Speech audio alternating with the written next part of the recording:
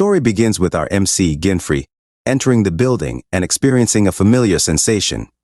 He thinks to himself that, although it should be his first time in this setting, he feels nostalgic, a sentiment that isn't new to him as he has felt this familiarity as far back as he can remember. It makes him believe he has known this world since the beginning. Someone then calls his name and thanks him for waiting, asking him if he is there today for the adventurer's registration. He replies with a yes. The lady begins typing something on her computer, and he notices a similarity with the lady, feeling as though he has met her before. With a smile, she tells him that everything is set, and they should display the window. Suddenly, the system pops up in front of him and informs him that his authentication will begin once he waves his right hand. Surprised by this, he remembers the sense of déjà vu he has been feeling.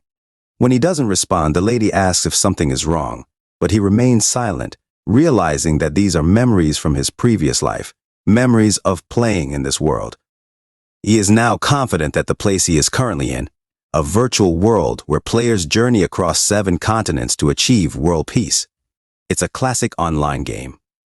He is stunned his memories of that world flood his mind. Ginfrey, just a normal person who dreams of becoming an adventurer and earning enough riches to provide a fulfilling life for his family, shakes in disbelief that the world he had been living in was just the game world from his previous life.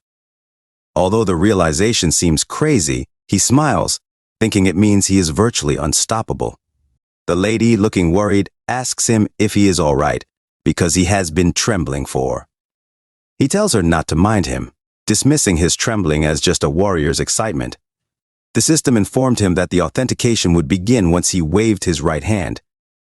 While he wondered why his previous memories had returned now, he decided to use these recollections to his advantage moving forward. The system displayed that he was 19 years old, but his level and job were listed as none. Also, all his stats were unknown. The lady replied that she understood and told him to take care. He then walked through the portal and was surprised to find himself in a floating space. The system indicated that he had entered the baptismal altar. He was amazed that even the baptismal altar looked exactly like it did in the game, and he knew that in the game's tutorial stage, 5 new adventurers were to come together. He noticed that everything was unfolding just as it had in the game, but now it was his reality. If he died, that would be the end. However, he thought if he could leverage his knowledge from his past life, becoming a successful adventurer wouldn't just be a dream. The announcer then informed them that the baptism ritual would begin in 30 seconds, urging them to choose their equipment. He smiled, noticing that even the announcement was the same as in the game. He watched other players rush toward the floating weapons to make their selections. 2 players scrambled for the Guardian Spear, ranked E, with 21 attack and 50% durability. Let go of the spear, but she retorted that she had grabbed it first. Meanwhile, a nerd was reaching for the red sword, ranked E with 19 attack and 60 durability, when another man punched him and claimed the sword for himself. Ginfrey watched calmly, remembering he had witnessed this scenario too. The forced job system would depend on their performance in the baptism ritual, and their job choices would be limited. He knew this system was particularly unfair to beginners, recalling his own previous life when he had repeatedly reset until a desirable job appeared. After the bald overpowered the woman for the spear, he noticed Ginfrey and taunted him, calling him a sloth and mockingly asking if he was acting smug. Ignoring the bald man, Ginfrey walked towards the left where the weapons were arrayed and focused on the weapon he had in mind. He stopped in front of a normal short sword, ranked Fe, with only 1 attack and 90% durability. The bald man mockingly shouted that it had only 1 attack stat, warning him not to come crying when he ended up with a poor job. Ginfrey just smiled, pondering the common assumption that an adventurer's strength is determined by.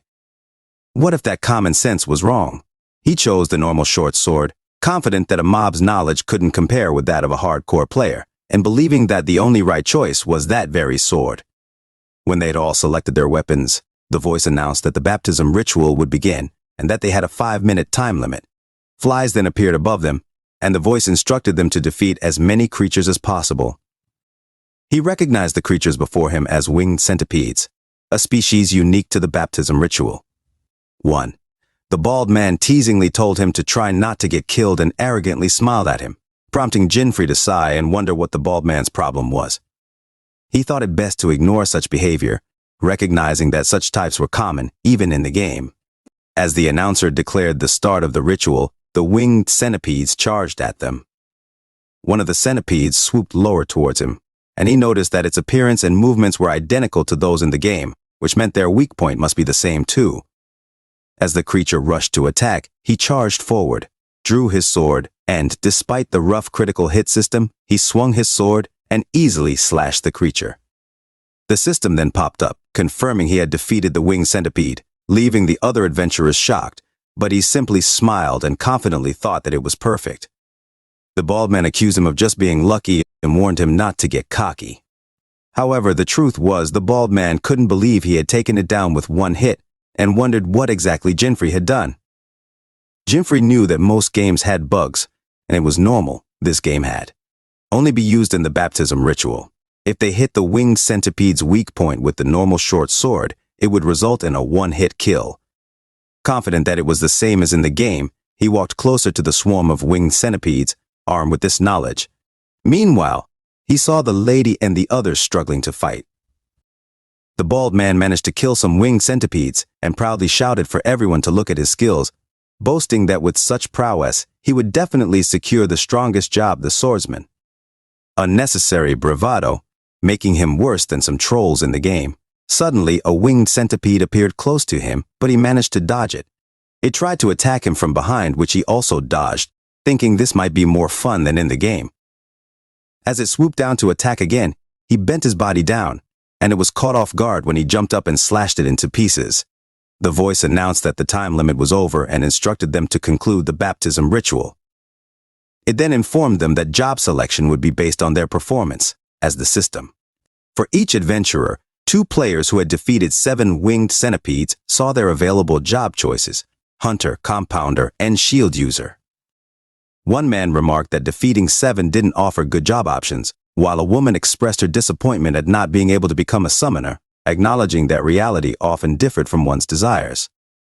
The nerd, who hadn't defeated any creatures, found himself unable to register as an adventurer with no available jobs. The bald man laughed loudly, boasting that he had killed 15 winged centipedes. Kills. His job choices included fighter, thief, hunter, and swordsman. He then turned to Jinfrey, noticing him deep in thought while looking at his own system window. Calling him a lucky guy, he asked Jinfrey what jobs he had been offered. Jinfrey, looking puzzled, didn't respond, leaving the bald man shocked upon seeing his options. The system displayed that Jinfrey had defeated 33 winged centipedes, with available job choices being swordsman, mage, thief, fighter, summoner, hunter, shield user, compounder, and alchemist. How Jinfrey had the option to choose from all those jobs with 33 kills. Annoyed, he walked away, dismissively telling Jinfrey he could choose swordsman too.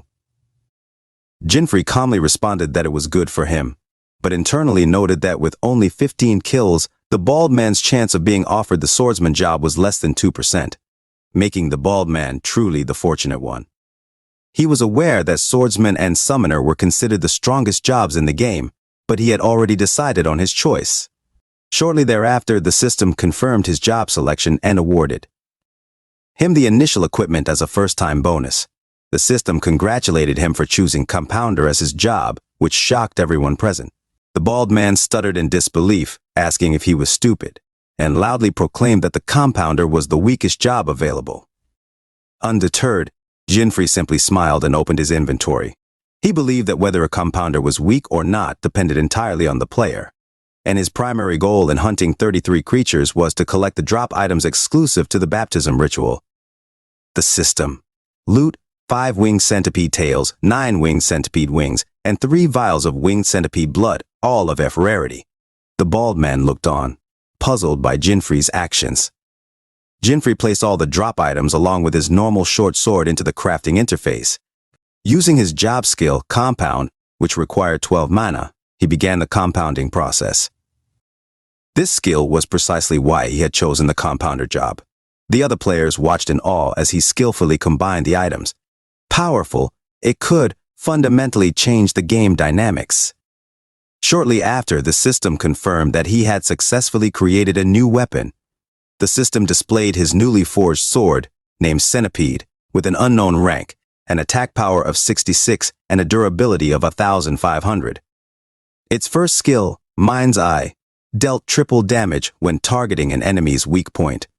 The second and third skills would unlock under specific conditions. The strength of an adventurer is determined by their level and job skill. Support item, enhancing attack or defense, and nothing more. However, Ginfrey knows that there are cleverly concealed pieces of equipment that defy this norm. Items that overwhelmingly enhance the user's strength or defense. Later, he arrived at the town of New Adventurers, Rogues Begin, and observed people walking around and vendors selling their wares. He was relieved to see that the place resembled the game world. A lady approached and asked if he would like an apple. Moments later, he was eating an apple on the side. Satisfied that he had obtained the first hidden equipment just as he planned. However, he pondered his next steps. He knew the objective of the game was straightforward. Across all 7 continents, there existed one S-rank dungeon, and players needed to slay all 7 of the boss monsters residing there.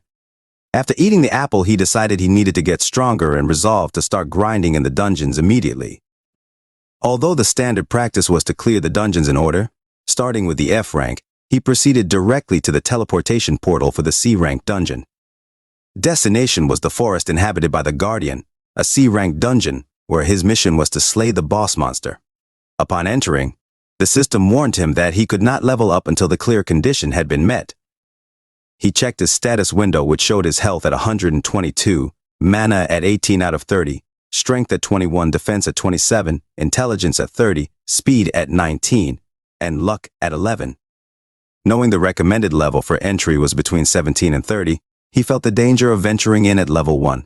Something behind him, it was a level 17 devil plant, not giving him even a moment's respite. He gripped his sword tightly, positioning it in front of him, aware that one hit could be fatal.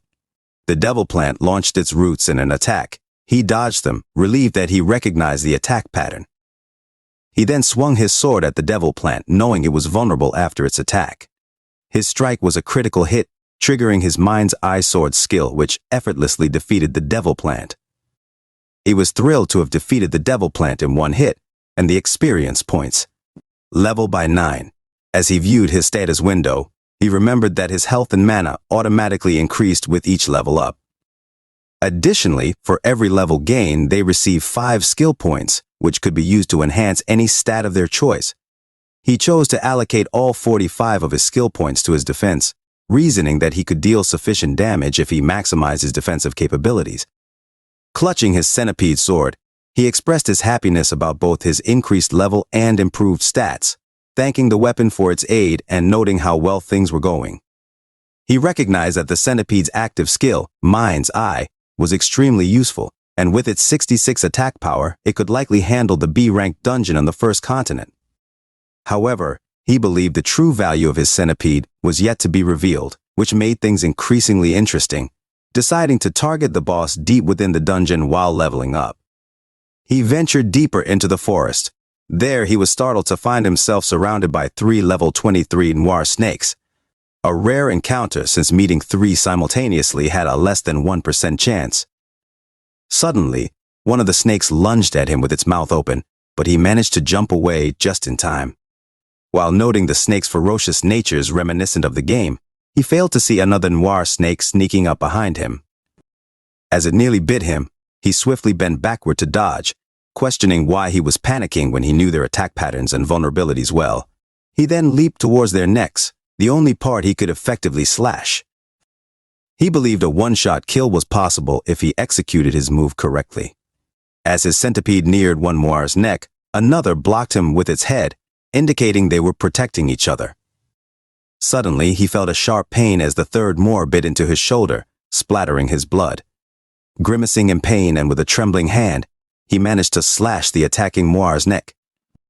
Points to increase his level by 3. As expected, the pain was intense and the system alerted him that he was in critical condition. Urging him to escape and recover immediately, his health had dropped to 8 out of 169. Yet, he smiled, satisfied with the outcome and knowing it was within his expected range. By boosting his defense to 72 when he reached level 10, he had ensured a second chance for survival. With full health, he wouldn't be one-shotted in this dungeon. Furthermore, the conditions had now been met to unlock the second skill level of his centipede. The system updated to show that his speed had increased to 171. When the noir snakes came close, he swiftly slashed them with his new centipede skill, Divine Excel, which has a passive effect of 10 times speed and activates only when the wearer is on the verge of death. He then successfully defeated the 2 remaining noir snakes and told them, somewhat apologetically, that he just couldn't die yet. He received experience points that increased his level by 4, bringing him to level 17. He watched the dead noir snakes disappear. Level grind was going well for now. He knew that in that situation, treating his wounds should be the norm. But if he recovered his health now, his 10 times speed buff, when in a critical state, would disappear. He thought he shouldn't waste that speed advantage, and with his experience and knowledge, it was manageable. Standing up, he considered how painful it would be to receive enough damage to enter that state again. He then proceeded deeper and encountered some monsters, which he easily defeated. He smiled, knowing that those weak mobs were a breeze, and decided to convert his 10 times speed to 10 times experience points. He knew it probably wasn't that simple, but he was confident it increased his efficiency. He continued walking, thinking it would be fine to keep leveling like this until the boss appeared, because he needed to compound an item before the boss fight, and the ingredients he needed were water, thorn grass, strong acidic berry, caterpillar, skull jelly leaves, fresh blood flower, and hariri seed. Suddenly, a monster appeared behind him while he was busy thinking that there were way too many ingredients just to compound a D-rank item. He managed to kill the monster easily, feeling annoyed that they had made it a bit realistic, remembering that the game itself was disliked for that reason. He sighed, frustratedly acknowledging that nothing would change just by complaining. He then decided to collect the materials before encountering the boss. A moment later, he was near the waterfall and gathered some thorn grass and fresh blood flower. He then unearthed something from the ground. It was a strong acidic berry, making him think that things were going well. However, he was surprised when someone asked if it was him. He turned around, wondering who it was, and saw men from the same village as his. One man asked him what the hell he was doing being an adventurer, and called him Jinfrey the loser. He addressed the man as Julius, and thought that Julius had become an adventurer about 2 to 3 years ago, yet he was still loitering around there. Julius then asked if he was compounding when he saw his weapon and told him it looked like he couldn't even afford new equipment. The man asked Julius if he was his friend. But Julius replied no, stating that they just lived in the same village when they were kids, and that Jinfrey was the poorest one in their village, so Jinfrey couldn't be his friend because it would be embarrassing. Julius also tells the man that Jinfrey's father is dead and his mother is sick, bedridden all day, which makes the man think that Jinfrey is a miserable guy. However, he keeps his silence, thinking that Julius is an awful person to meet there. It's true that Jinfrey's father died when he was little, and even now, his sister is looking after his mother, which is why he became an adventurer to earn money. Julius then calls to him, asking if he is listening, and tells him that he is telling him his heroic tale right now. But Jinfrey just stares at him. Julius asks him what's with the look and if he wants to get smacked like back then. Julius then grabs his collar, making Jinfrey wonder what he should do there. Just as Julius was about to hit him, they heard a loud roaring sound that made them stop in horror and confusion. The man, looking up stutteringly, tells them that the boss monster, a level 31 Cyclops, had appeared. Julius asks the man what he is doing and shouts at him to run quickly, but he tells Julius that he is being targeted. The Cyclops then raised its weapon and smashed the man to death, leaving Jinfrey stunned in shock and cursing in horror. Julius was on the ground, shaking in fear and shouting as he witnessed his friend die. The Cyclops, with its one-eyed skill, looked in their direction and walked closer to Jinfrey. He was busy thinking that their level gap was dangerous, and that if it had a lot of defense, his attacks probably wouldn't go through. The Cyclops then swung its weapon down at the spot where he was standing, but fortunately, he managed to run away. However, the Cyclops looked at him once again, making him realize that he was being targeted. And then the system showed him that with the effect of the one-eyed skill, he could not escape from that battle. He took out his centipede, knowing there was no other way. The Cyclops raised its weapon to attack him again, and he jumped away to dodge it. He knew all of its moves, and with Divine XL, he had more than enough speed. Julius was shocked to witness him fighting the Cyclops one-on-one, making him wonder if he really was the Ginfrey he knew, and what was happening right now. He was running when he realized that running around wouldn't solve anything. When the Cyclops weapon hit the ground, he jumped onto it and ran at full speed to get on the Cyclops. It reached for him with its other hand in anger and tried to grab him, but he managed to jump up to avoid it. He then headed behind it and saw that its nape was fully exposed. He then launched his attack from behind. He then struck its nape, but as he had anticipated, he could hardly damage it. When he pulled his sword out of its nape, the Cyclops felt it and growlingly tried to hit him with its weapon, but he jumped away in time, causing it to smack its own nape. He noticed that it was difficult to fight it on even ground given their level gap. Meanwhile, Julius was hiding under a bush, watching the fight and amazed at Ginfrey's speed and dodging the Cyclops' attacks. Julius wondered what buff Ginfrey was using, as he couldn't see his movements at all. On the other hand, Ginfrey was busy dodging the Cyclops' attacks when he exhaustingly realized that he really needed to create it. He knew that he already had thorngrass, strong acidic berry, and fresh blood flower, so he just needed to find the remaining ingredients. He looked around, knowing that he could find those things there. But then his gaze fell on Julius, who looked confused and was surrounded by the remaining ingredients. Ginfrey then ran in Julius's direction, making Julius shout at him not to come there while he was being chased by the Cyclops. Ginfrey swiftly grabbed the caterpillar, hariri seed, and skull jelly leaves. He then rushed to the water, which was the last ingredient he needed. When he obtained the water, he knew everything was set, so he immediately used his compounding skill and all the ingredients mixed together. After that, he successfully compounded a poison of E-rarity, which poisoned the drinker, decreasing their health every second. Julius saw it and asked him if he was stupid, pointing out that Cyclops are highly resistant to poison, and even if he made it drink the poison, the effect wouldn't last. The system then showed that he had added a poisonous attribute to Centipede. But Ginfrey knew that this was the true form of the weapon, Julius witnessing everything. Wondered what was happening, and if Ginfrey really had added attributes to his weapon by compounding 3 times.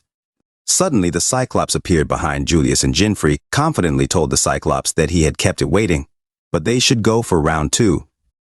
The Cyclops then angrily raised its weapon and swung it in his direction, making water splash everywhere.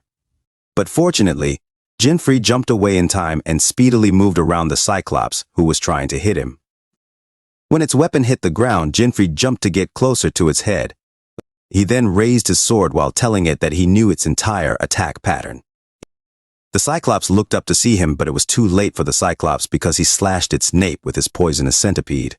It screamed in pain while the system showed that the Cyclops had been severely poisoned and its HP would decrease every second. However, the Cyclops nullified the poison, yet Ginfrey raised his centipede and told it that he would do it as many times as he had to. He then slashed the Cyclops and severely poisoned it again. It screamed in pain and nullified the poison, but he continued to attack it and it continued to nullify the poison he was inflicting. But a moment later, because of his continuous attacks, the poison spread throughout the Cyclops' body, making it weaker. He thought the poison was the right answer when he saw the Cyclops drool. He then jumped higher to get on its head and decided to finish it. He then pointed his centipede down and pierced the Cyclops' one eye. Thanks to his centipede's mind's eye skill, he dealt a critical hit and brought the Cyclops down to the ground. He then safely landed on the ground as the Cyclops' body fell. While the system showed that he had defeated the Cyclops and earned experience points. Julius, who was still hiding, couldn't believe it and wondered if it was serious that the man in front of him was really Ginfrey.